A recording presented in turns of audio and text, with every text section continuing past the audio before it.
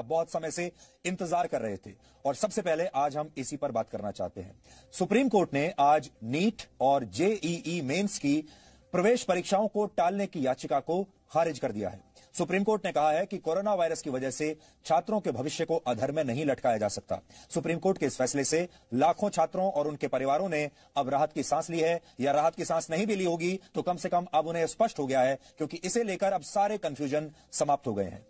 इसे लेकर देश के छात्र और उनके परिवार असल में दो हिस्सों में बंट गए थे। बड़ी संख्या में ऐसे छात्र थे, ऐसे परिवार थे जो ये चाहते थे कि इन परीक्षाओं को टाल दिया जाए, क्योंकि कोरोना वायरस के इस दौर में इतने बड़ी संख्या में छात्र परीक्षा देने के लिए अगर बाहर निकलेंगे तो उनकी सुरक्षा की क्या गारंटी है। दूसरी तरफ कुछ ऐसे छात्र भी थे जो ये चाहते थे कि परीक्षा होनी चाहिए, क्योंकि इनसे उनके करियर पर असर पड़ेगा और अगर परीक्षा नहीं हुई तो उनका एक साल बर्बाद हो जाएगा। इसलिए अब हम सुप्रीम कोर्ट के इस फैसले के बारे में आपको जरूरी जानकारियां देना चाहते हैं। आप ध्यान से नोट कर लीजिए, सुन लीजिए और इसके बाद आप अपने दोस्तों को भी बता पाएंगे।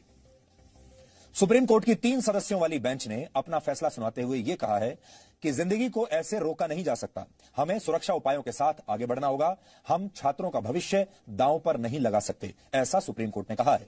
कोर्ट ने याचिकाकर्ता छात्रों से पूछा है कि क्या वो परीक्षाओं को रद्द करवाकर अपना एक साल बर्बाद करना चाहते हैं।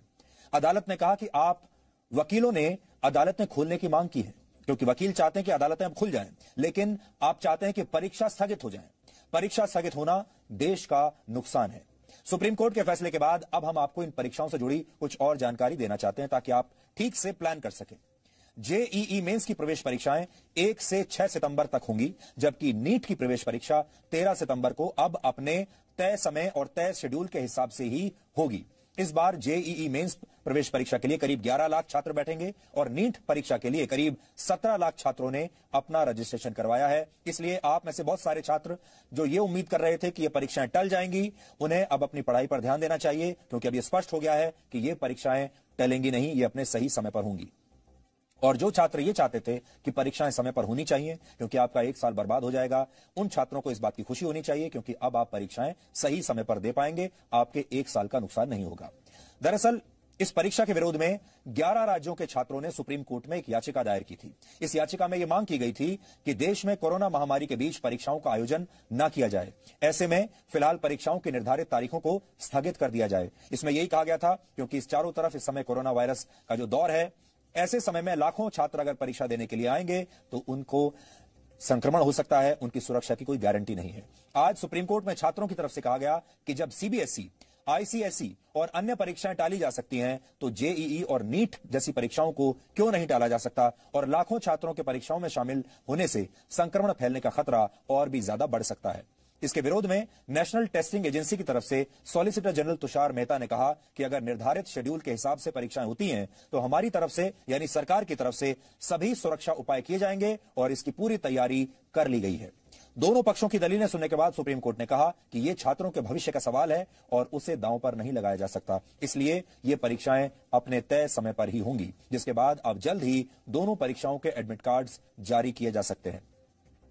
सुप्रीम कोर्ट के इस फैसले ने यह साफ कर दिया है कि कोरोना वायरस हमारे बीच अभी लंबे समय तक रहेगा, जब तक इसका कोई पक्का इलाज नहीं आ जाता, इसकी वैक्सीन नहीं आ जाती, और हमें इसके साथ जीवन जीने की आदत अब डाल लेनी चाहिए, क्योंकि जीवन कितने दिनों में तक लॉकडाउन में कैद रह सकता है। इसलिए आप सबको भी अब लॉकडाउन की उम्मीद छोड़ देनी चाहिए, अपने घरों से बाहर निकलना चाहिए, अपना कर्तव्य निभाना चाहिए, अपना काम करना चाहिए। जिसका जो काम है उसे करना होगा। अगर छात्रों का काम है पढ़ाई करना, परीक्षाएं देना, तो उन्हें अब इसकी आदत डाल लेनी चाहिए। अब इसके बाद और ज्यादा डिस्काउंट आप लोगों को नहीं मिलेगा, लेकिन इसके साथ ही सावधानी बरतना भी उतना ही जरूरी है। यानी परीक्षा भी देनी है आपको और आपको संक्रमण भी वापस अपने घर में नहीं लाना है, क्योंकि अमेरिका में कोरोना वायरस के बीच जब जल्दबाजी में स्कूल खोल दिए गए तो वहां शुरुआती 2 हफ्तों में ही 97,000 स्कूली छात्र संक्रमित हो गए थे। ऐसा भारत में नहीं होना चाहिए। इसलिए कोरोना काल में शिक्षा का नया संस्करण बिना सावधानी के अपना उद्देश्य हासिल नहीं कर सकता। लेकिन आज छात्रों के लिए एक बहुत बड़ा संदेश है कि अब शिक्षा जो है वो लॉकडाउन में नहीं रह सकती। अब शिक्षा का काम आपको शुरू करना होगा, चाहे जिस भी फॉर्मेट में करना हो, चाहे स्कूल